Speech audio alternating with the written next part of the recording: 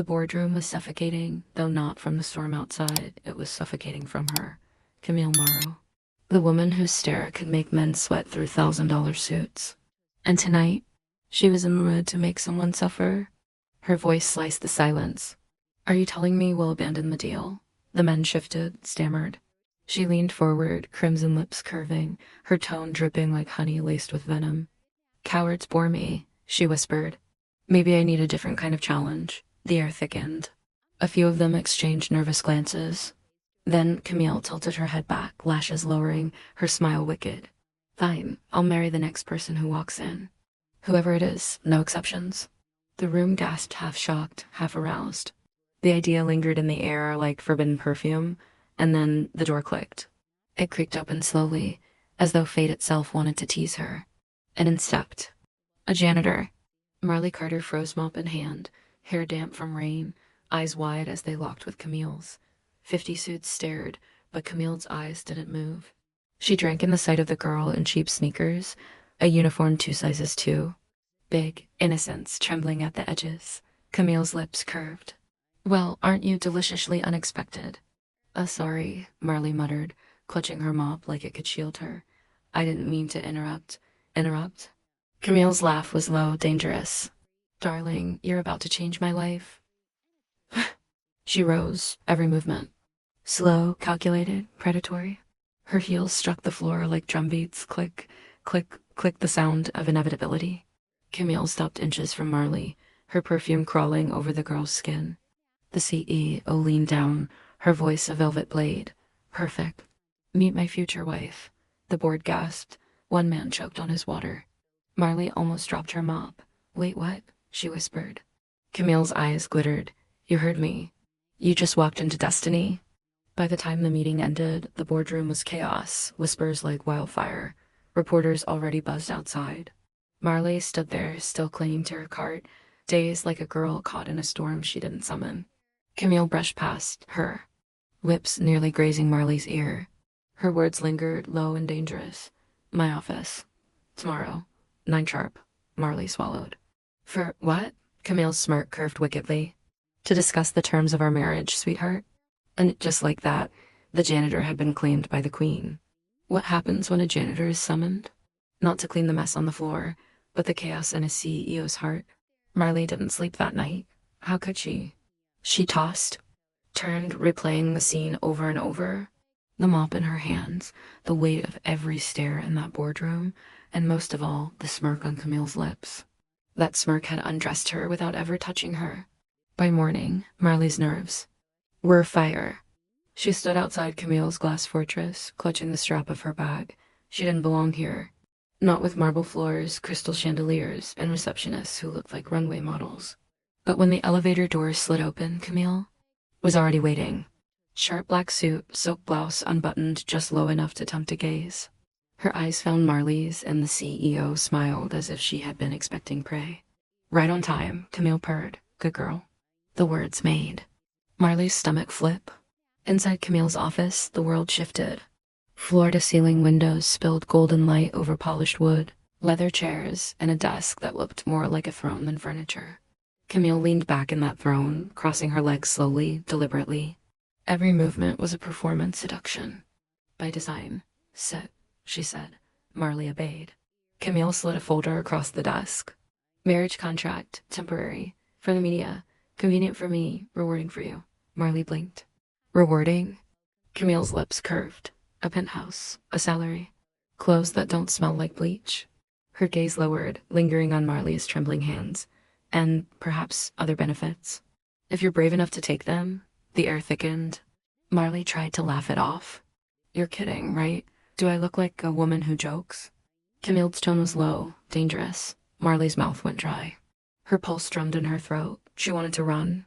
She wanted to stay.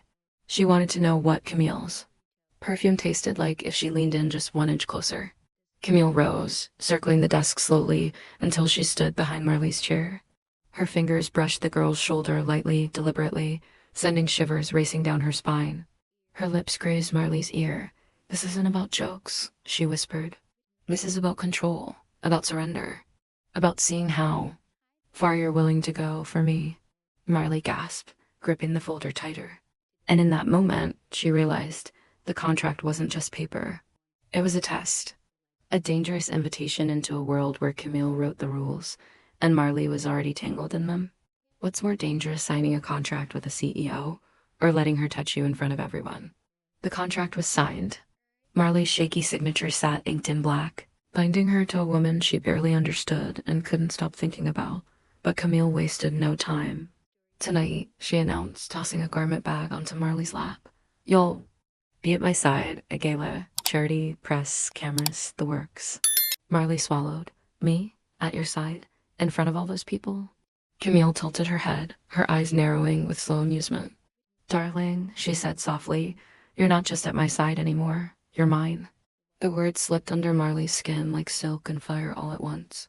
That night, the transformation was undeniable. Marley, dressed in a black gown that hugged her curves in ways her work uniform never could, stepped into the mirror's reflection and barely recognized herself. Camille, already glowing in crimson satin, slid up behind her, fastening a diamond bracelet around Marley's wrist. Her fingers lingered. Her lips hovered at Marley's ear. "Every man in that room will want you," Camille whispered. "But they won't dare touch you, because they'll know you belong to me." Marley shivered, heat curling low in her belly. The gala was a glittering storm of lights, champagne flutes, and flashing cameras.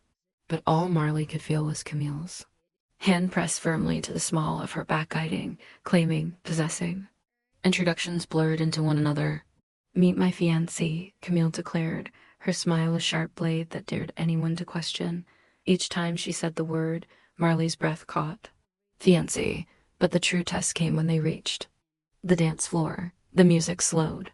Camille pulled Marley into her arms, her grip strong, unyielding, her body close enough to make Marley ache. "Relax," Camille murmured, her lips brushing against Marley's temple. "They're all watching. Show them how much you want me." Marley's heart hammered. Her hand slid up Camille's shoulders, trembling, yet desperate to touch more. Every sway of their hips, every brush of fabric, every breath against her cheek. It was too much. Too public, too intoxicating. Camille tilted Marley's chin up, eyes locked on hers. "Do you trust me?" she asked, voice low, wicked. Marley couldn't speak. She could only nod. And then, right there under the chandeliers and the gaze of hundreds, Camille kissed her. Slow, deep, possessive. Gasps rippled across the ballroom. Cameras flashed like lightning. But Marley barely noticed. The world had vanished. There was only the taste of Camille, and the dangerous truth pounding in her chest. She didn't care who was watching.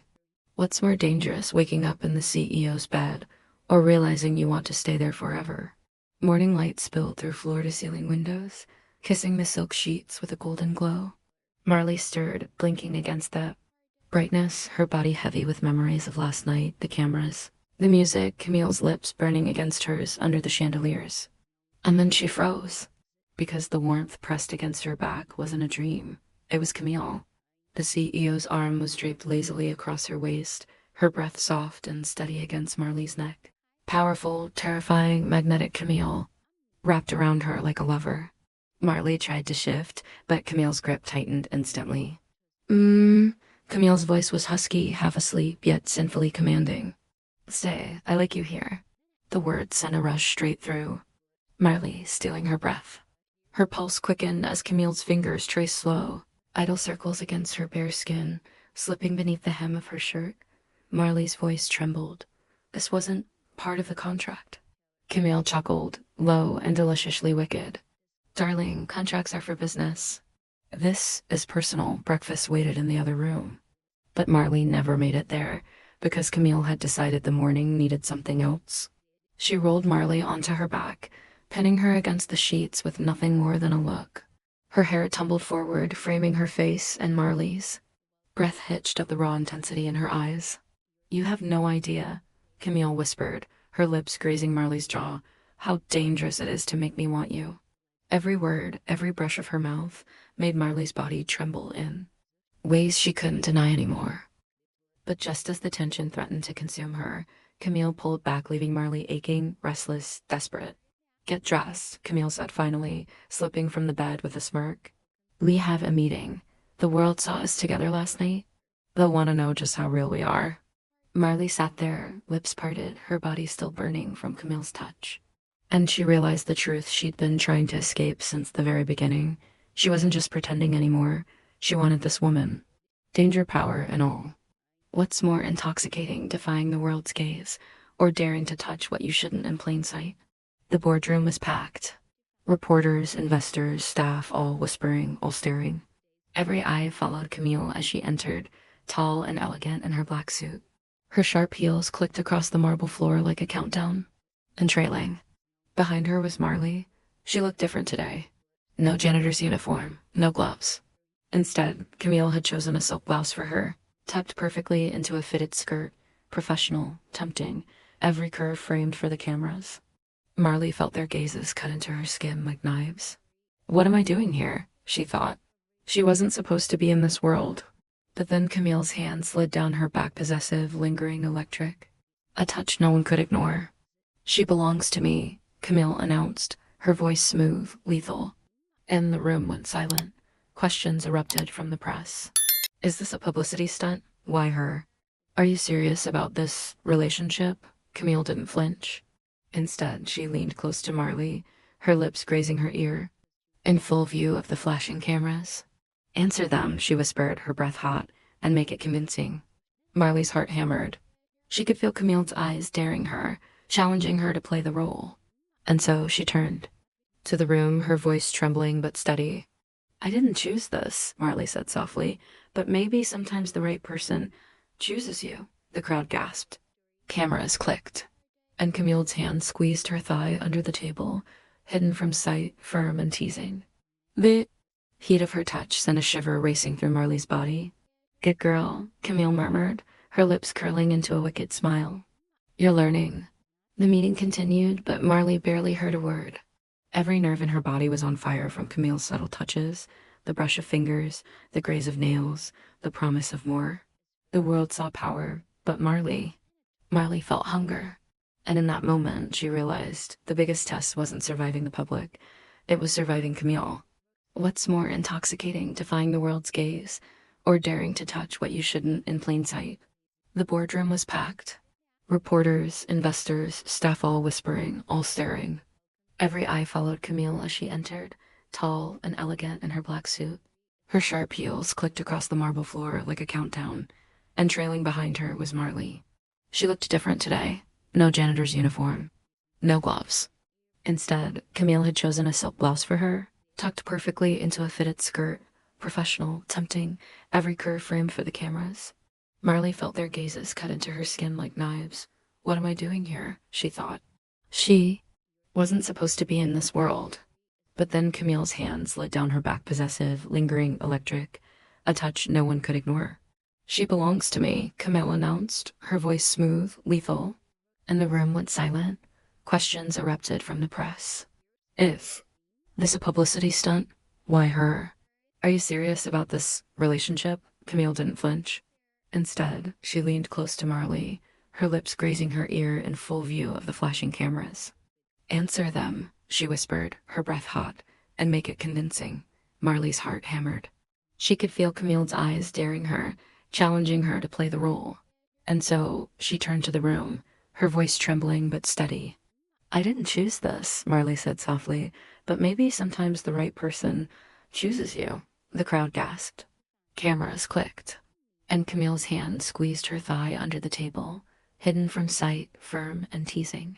The heat of her touch sent a shiver racing through Marley's body.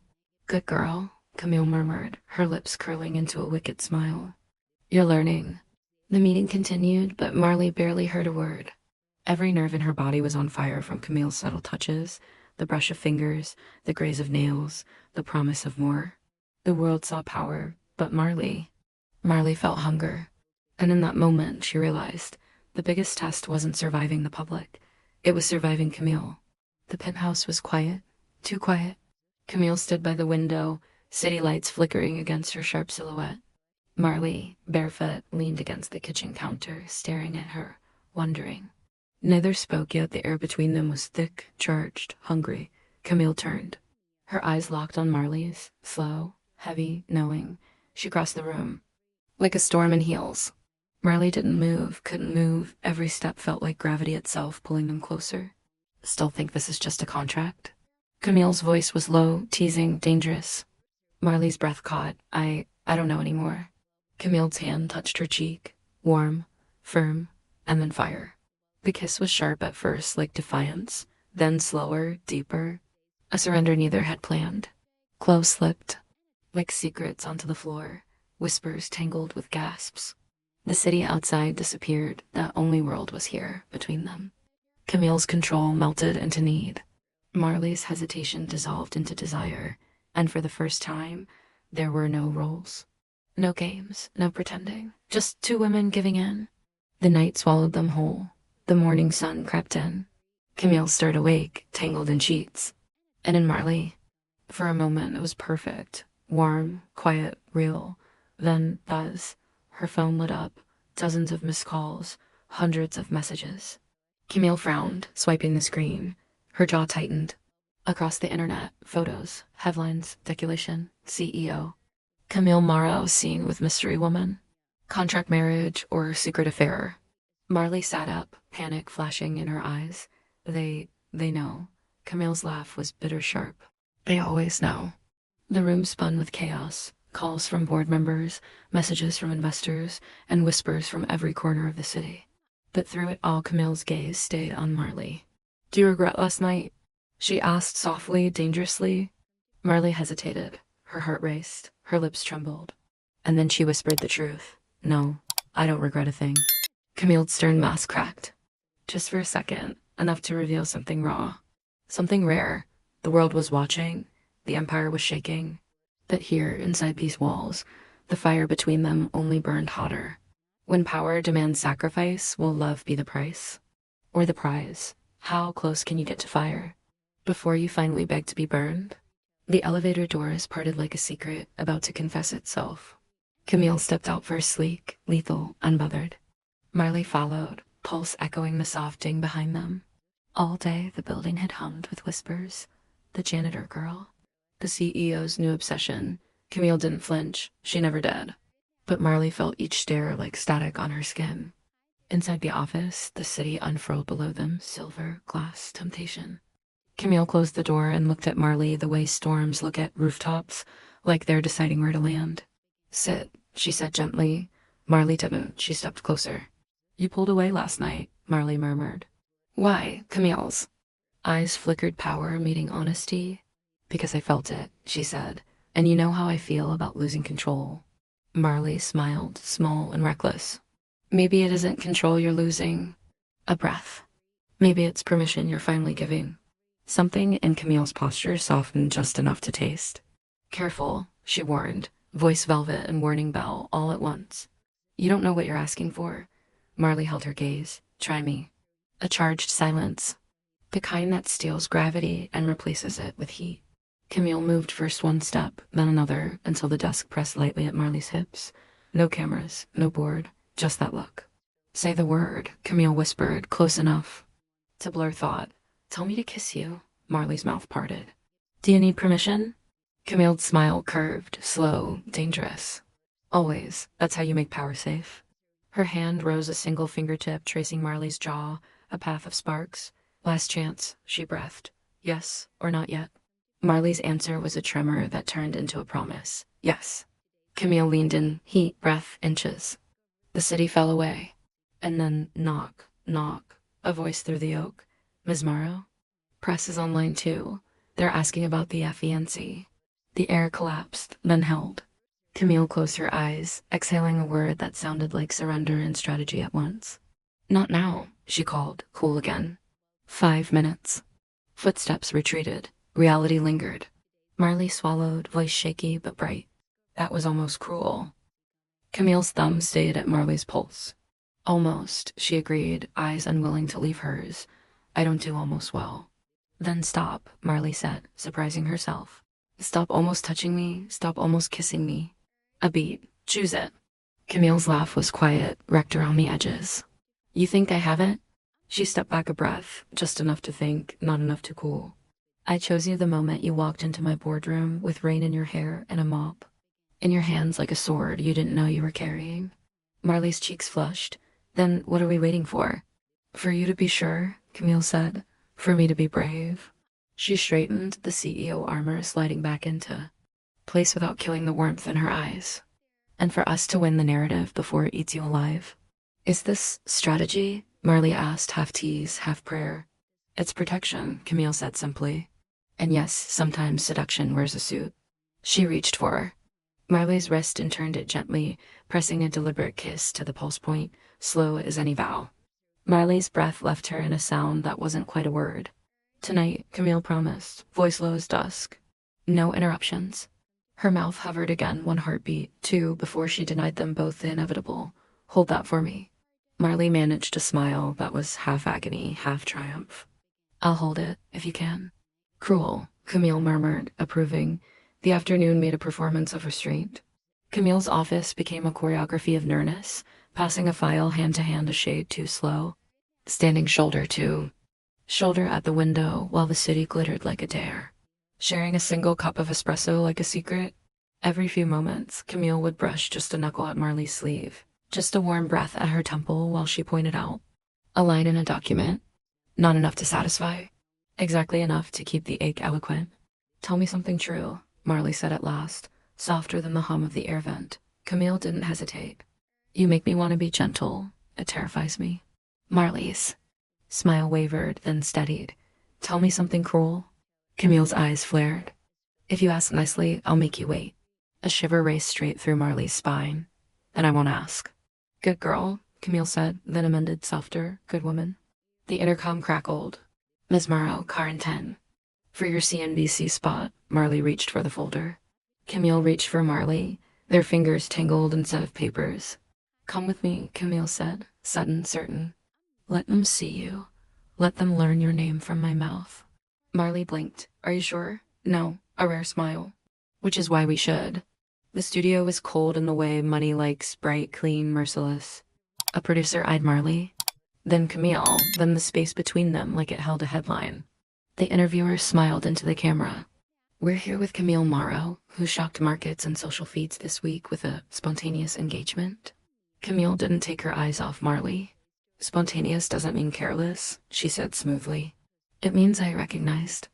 Value faster than most, and your fiancé. The interviewer pressed, leaning into the soft blade of gossip. How did you two meet? Camille's hand found Marley's at her side, a quiet, deliberate claim. She walked into a room, full of men who doubted me, Camille said, the faintest heat in her tone. She didn't. The producer's eyebrows climbed. The interviewer blinked. The camera drank it in. Marley squeezed back small, fierce like a promise tucked into a poem. Final question, the interviewer tried. Is this love or leverage? Camille let the silence stretch until it purred. Then both. And isn't that the most honest answer you've heard all year? The studio forgot to breathe. Back in the car, the city streaked by like a ribbon caught in wind. Marley stared out the window, smile snaking at the corners of her mouth. You fight for me, she said, even when it costs. Camille tipped her head against the leather, watching Marley instead of the skyline. I've paid more for her. Less, she said. I don't intend to underpay for the only thing that's felt like mine. The word hung between them, intimate as a kiss. Tonight, Marley reminded, playful and pleading. Tonight, Camille affirmed, her hand sliding over Marley's knee, heat blooming where skin met intent. Wear the black dress. Wear your certainty. And you? Marley asked, breath unsteady. I'll wear the truth, Camille said. And nothing that can be mistaken for armor. Evening fell like silk. The penthouse lights were low. The city a constellation insisting on being watched. Camille poured one glass of wine, then seemed to reconsider. She set it aside, untouched. Come here, she said. Marley went. No speeches, no strategy.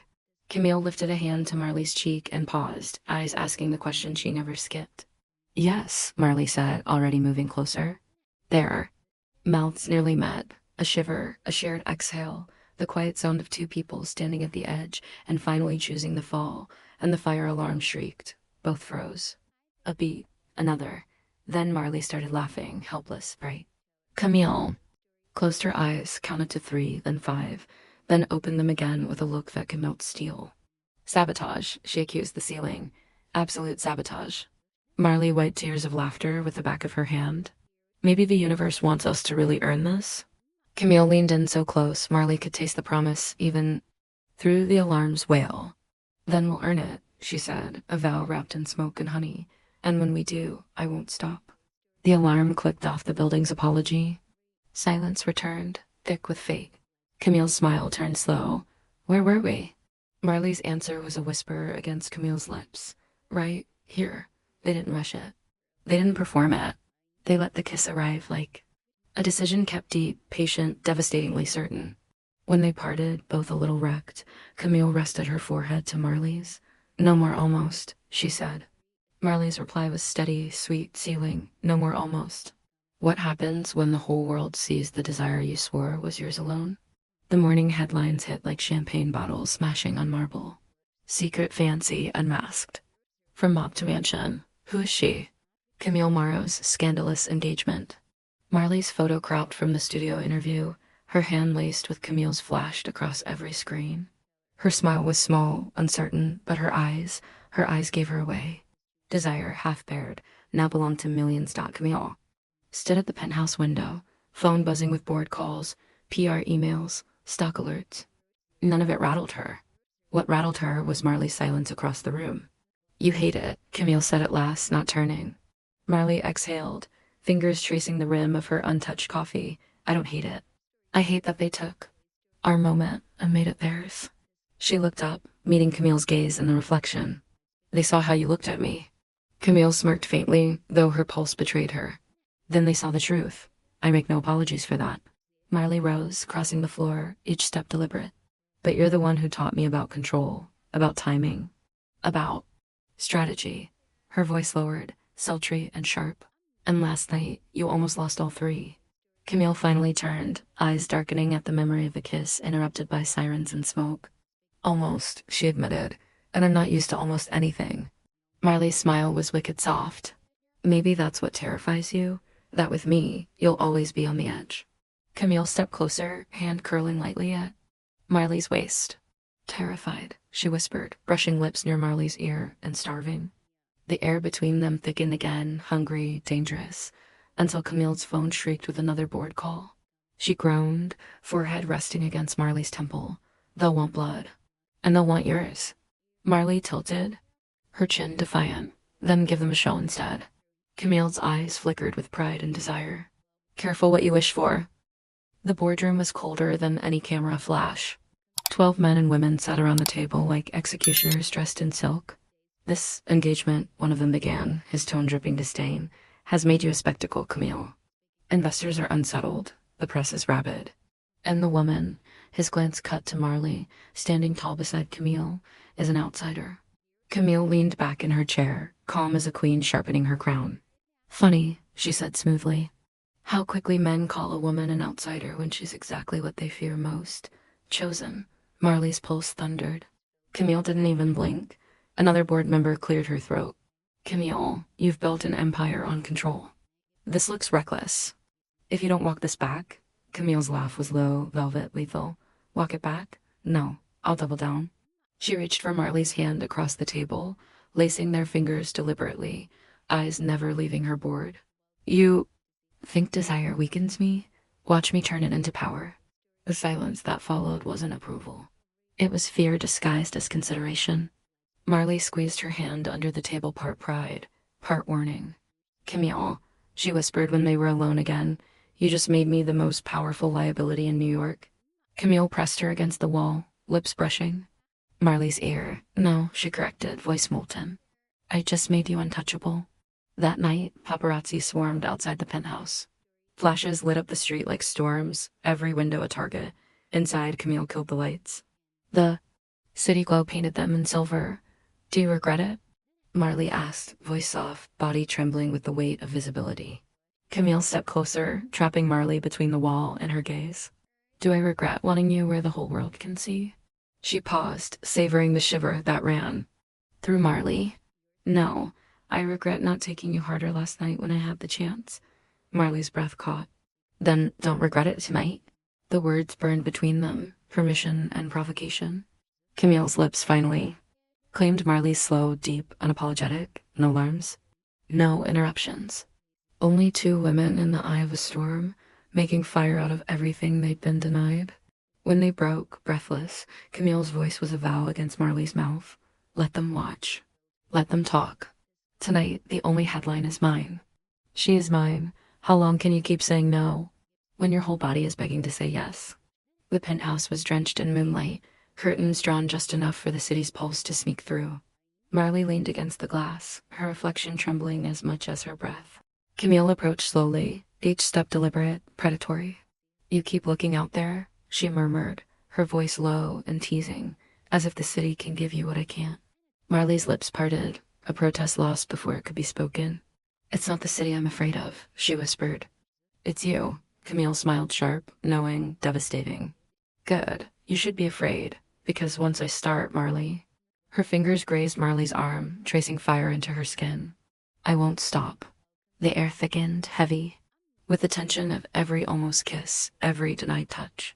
Camille's hand slipped to Marley's waist, pulling her flush against her. Marley gasped, her body betraying the words she still tried to form. You've ruined me, Marley said, her voice shaky but thick with want. I can't even breathe without thinking of you. Camille tilted her head, lips ghosting along Marley's neck. Then stop thinking, she whispered. Just feel. And Marley did. Her hands clutched Camille's shirt, pulling her closer, deeper. Their mouths crashed hungry, messy, desperate, like every ounce of restraint had finally snapped. The kiss deepened, their bodies molding into one rhythm. Camille pressed Marley back against the cool glass, the city skyline a blurred witness to their fire. Marley shivered at the contrast cold behind her, heat burning in front of her. Camille's lips moved with purpose, claiming, tasting. Every moan Marley tried to hide only fueled Camille's hunger more. You don't get to hide from me anymore, Camille breathed against her skin. Tonight, I want every sound, every shiver, every surrender. Marley's reply came as a whisper, almost a plea. Then take it. Take all of me. Clothes became obstacles, torn away with impatience.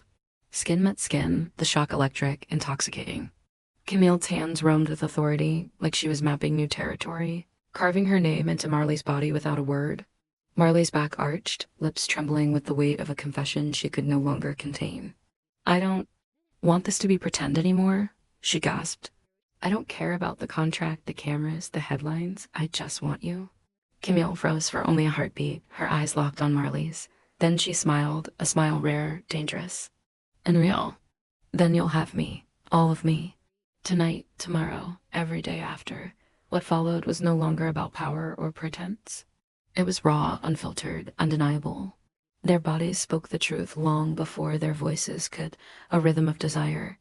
A symphony of surrender, two women finally giving in to the gravity that had been pulling them together since the very first moment. By the time the city lights dimmed into dawn, they were tangled in sheets, in promises, in each other. Marley's head rested on Camille's chest, the steady beat beneath her ear more soothing than any silence. Camille brushed a kiss into Marley's hair and whispered, this was never supposed to happen. But now that it has, her voice deepened, thick with possession and tenderness. I'll never let you go.